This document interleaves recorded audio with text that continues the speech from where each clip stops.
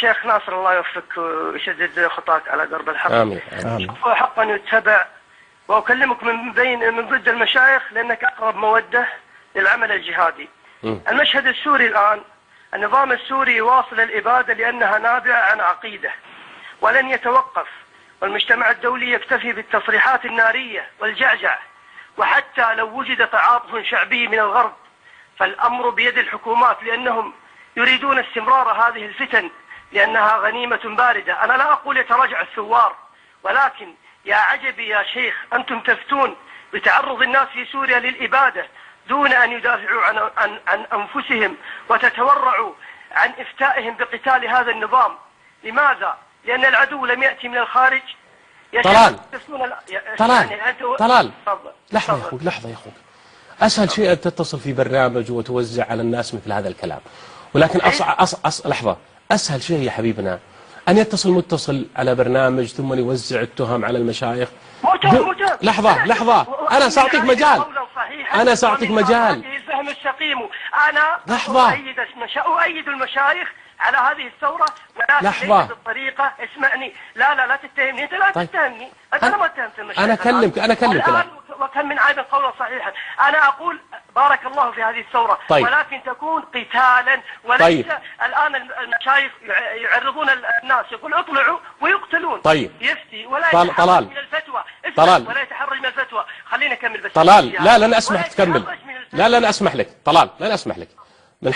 من حق ضيف البرنامج أن يحمي أعراض الناس وأعراض المشايخ وأعراض العلماء وأعراض الدعاة. تسمعني يا طلال؟ لابد أن تسمعني. أنت لا تتصل بمحمد على جواله الخاص لتقول هذا الكلام. أنت تتصل الآن في برنامج فضائي يشاهده الجميع، ومن حق ضيوفي أن أحمي عنهم وأدافع الكلام في أعراضهم. هذا الكلام غير صح. اسمعني يا محب، اسمعني يا حبيبنا. أنا أعرف أنك غيور ومحب وناصح، لكن ليس صحيح أن المشايخ مجرد قالوا. في هذا المكان الذي يجلس عليه الشيخ ناصر بن عمر وقف الشيخ صالح الحيدان عضو هيئة كبار العلماء يطالب الشعب السوري أن يستمر في قتاله ولو فقد ثلثه أو ثلثين بعد من شعبه. في هذا المكان الذي يقف عليه الشيخ ناصر عمر في حلقات قبل رمضان طالب الشعب السوري بالاستمرار وقتال هذا الظالم. كل ضيوفنا طالبوا من مثل ذلك. حينما نأتي فقط نتصل ببرنامج ونقول ترى المشايخ مجرد يقولون، يا أخي لا يصح هذا. جعلتني فوق المحرج. أنا أقول الثورة صحيحة، ولكن الشيخ ناصر أنا ما اتهمته. قبل حلقتين، قبل أسبوعين، هو بنفسه قال الثورة سلمية والقتال يفتي بها أهل سوريا. ما قال الكلام هذا؟ ستسمع جوابه الآن. لكن يا أخوان فرقوا بين الغيرة والحب. أنا أعرف أنه طلال، شوف أنا أعرف أنه طلال محب وغيور لإخوانه. شكرا طلال. يعني أحيانا لا أريد أن أدخل في تفاصيل، لكني ليس هروبا من الواقع. سأطرح سؤالك، لكن يا أخوان لا يحق مثل هذا الأمر. أنا أعيد وأكرر، ليس مهمة المقدم أن يسمح لكل متصل أن يتصل ويعرض، لكن أيضا مهمة أن يحفظ يعني أعراض ضيوفه وكلامهم ومكانتهم. لا يصح أن نتصل فقط في اتصال هوائي ونقول والله المشايخ يتكلمون دون أن مجموعة من الأسئلة، ومن حقهم لا نريد أن نثير يعني نطرح قضية. نحن لا نتهرب من أي متصل.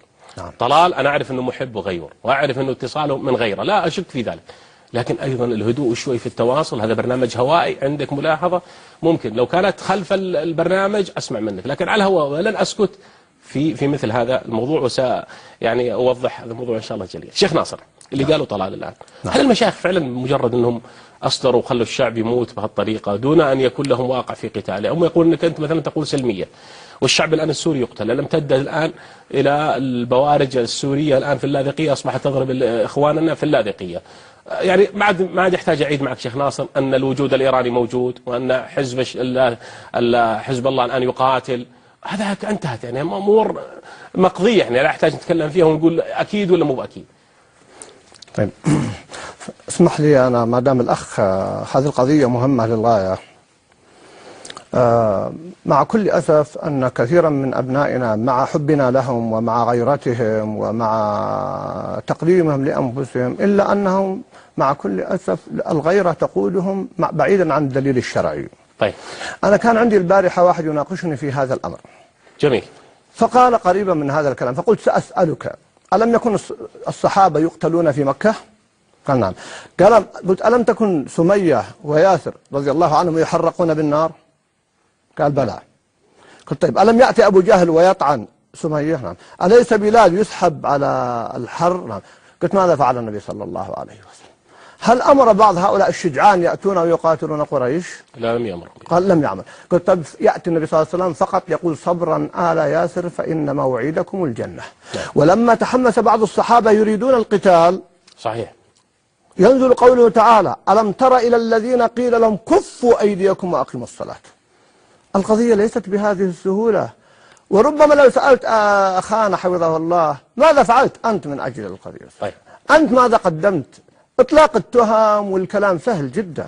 الشام أنا قلت في الحلقة الماضية يا أخي الكريم تكلمت عن الإذك وبينت الجريمة، وآخر ما صدر أمس من قرابة 40 عالم موجود في موقع المسلم. قرأته الآن في موقع المسلم أكثر من 40 عالم من المملكة بينوا رأيهم في الأحداث السورية، وهذا البيان الخامس أو السادس ينشر في موقع المسلم.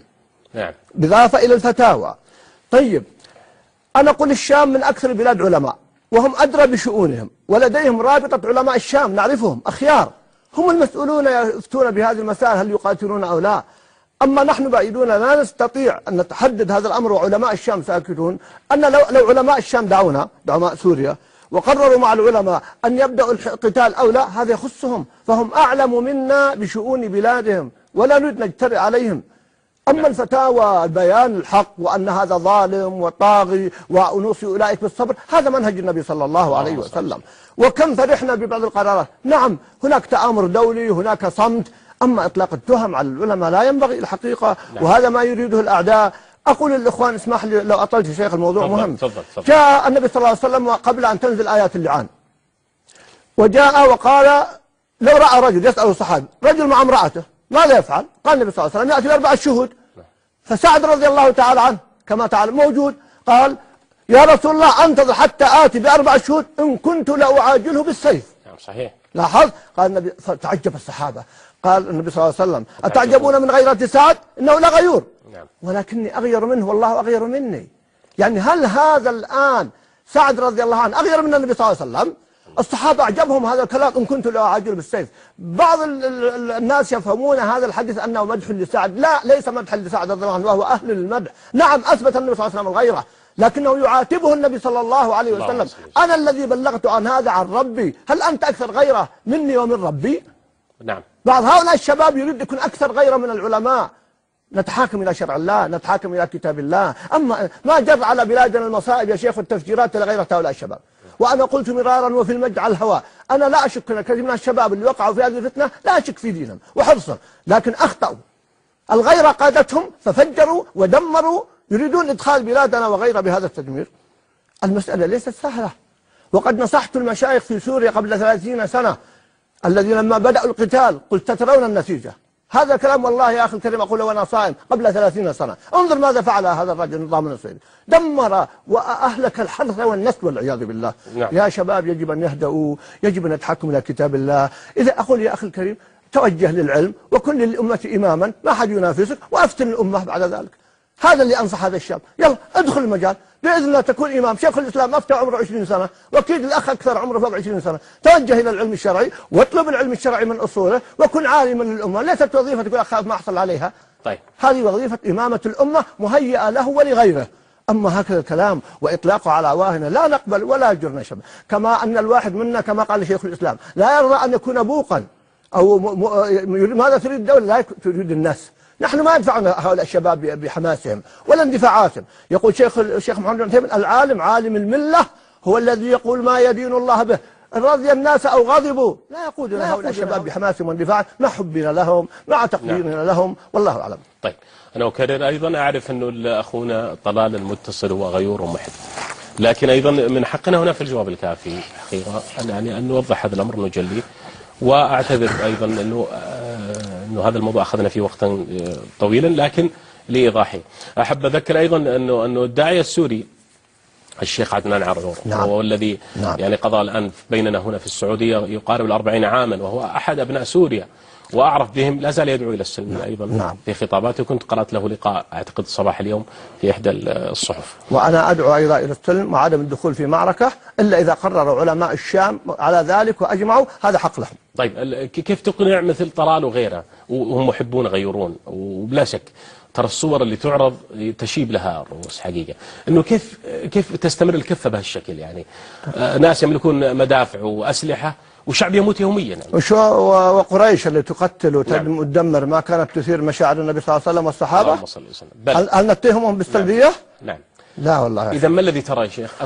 الصبر واستمرار في عملهم، ومن قتل بإذن الله وهو صادق مؤمن قصد إعلاء كلمة الله فهو في رجله الشهادة ما يضره.